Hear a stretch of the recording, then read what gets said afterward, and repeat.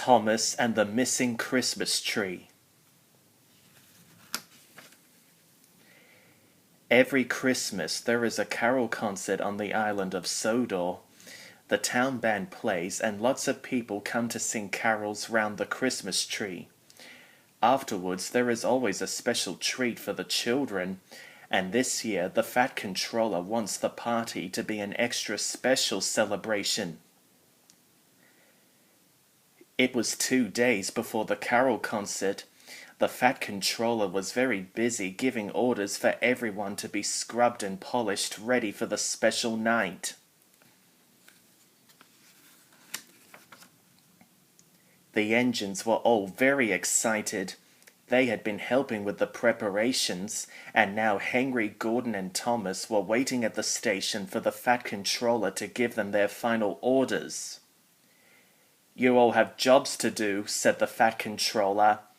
"Henry," he said importantly, "you are in charge of the cards, letters and parcels. Gordon, you will bring the mayor." The Fat Controller paused impressively. "And Thomas, you will have the most important job. I want you to fetch the Christmas tree. Duck will look after Annie and Clarabelle until you get back." Thomas beamed with pride. "Yes, sir," he said. "Will we be able to sing the carols too?" "We'll see," promised the Fat Controller. That night the other engines sulked in their shed. "Why should Thomas go?" grumbled Henry.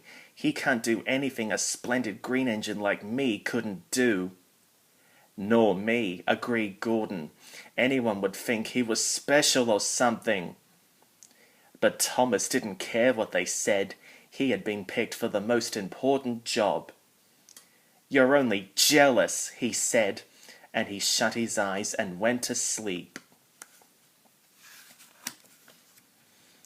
Next morning Thomas set off to fetch the Christmas tree. It would be nice to sing carols again, he sighed, as he puffed along on his important mission. Thomas had to go down the line through Edward's station to pick up the tree. The Fat Controller had said that Thomas had to be back by tea time.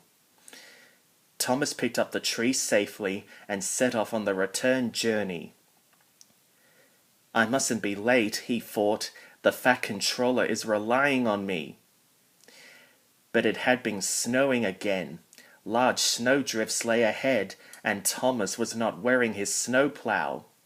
He whistled bravely and tried to make his way through. He ran into a snowdrift and tried to turn his wheels, but it was no good. He was stuck. Suddenly, the wind blew the snow all over him. Thomas was snowed under.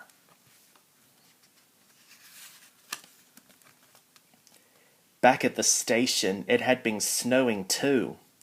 The workmen rushed off to fetch their shovels to clear a path for the visitors. The other engines waited for Thomas to come back. They waited and waited. "Perhaps he's stuck in a tunnel somewhere," suggested Gordon. Henry let off steam indignantly. "Puh," he said. "He's much more likely to have been turned onto the branch line." "He could have run into a cow," suggested Donald. "Silence," said the Fat Controller. "We know that Thomas collected the tree safely, but now the snow has brought down the telephone wires. We must assume that Thomas is stranded somewhere near Edward's station." The engines all felt sorry for poor Thomas. "We're not going to leave him there, sir, are we?" asked Douglas. "Certainly not," said the Fat Controller. "I will need 2 volunteers to go and find Thomas." All the engines hooted at once. They all wanted to help to rescue Thomas. The twins, Donald and Douglas, were chosen for the job. Quickly, the men fetched the snowplows, and the driver and fireman checked each one to see that everything was ready for the journey. Soon, Donald and Douglas set off to the rescue, feeling cold but confident.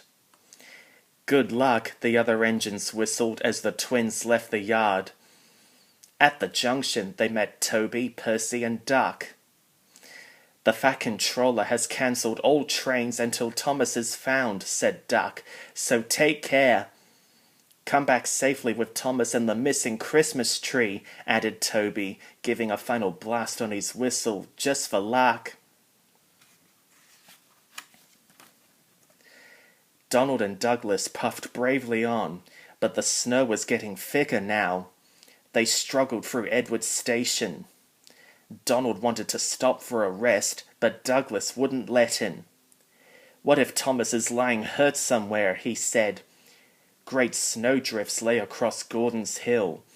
Again and again, Donald and Douglas forced the snowplows into the deep snow, and each time they managed to move slowly forward. Then they drew back and paused for breath. "What's that?" hissed Douglas. "I can hear something." Very faintly, there came a muffled cry. "Hoop!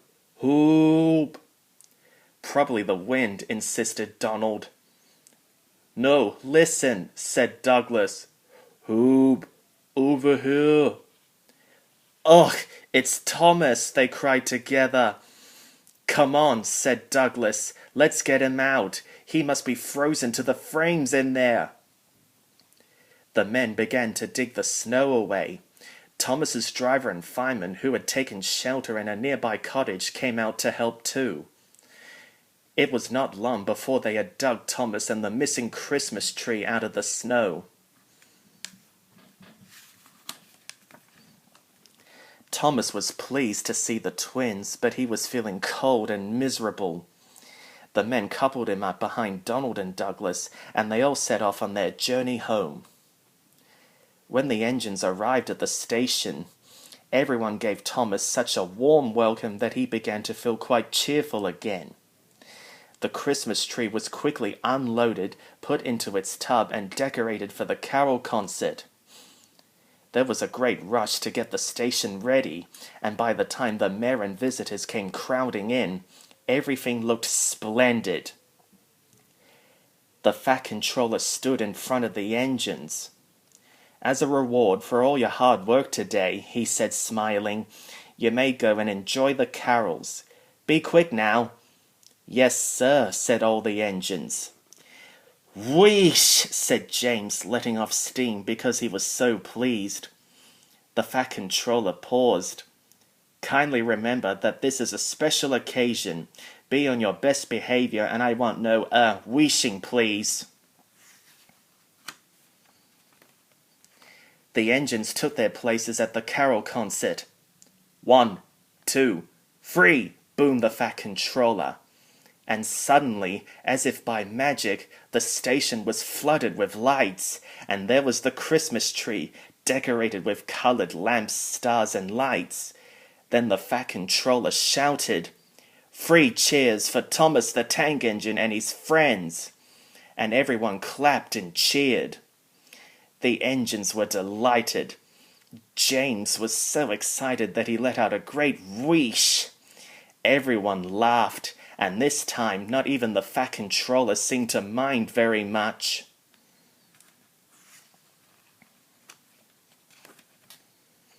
Suddenly there was a strange whirring noise. It seemed to come from the sky. And there, with his landing lights shining brightly, was Harold the helicopter. He came down gently in the snow, and out stepped a figure wearing a red cloak. Everyone cheered. It was Father Christmas. He handed out presents to all the children and thanked the engines for rescuing Thomas and saving the missing Christmas tree. "Happy Christmas, Thomas, and to all your friends," he said. The carol party was a great success. Afterwards, Thomas and Percy went back to the shed together. "It's no fun getting stuck in the snow," whispered Thomas to Percy, "but it was worth it for the party. Happy Christmas, Percy. Happy Christmas, everyone."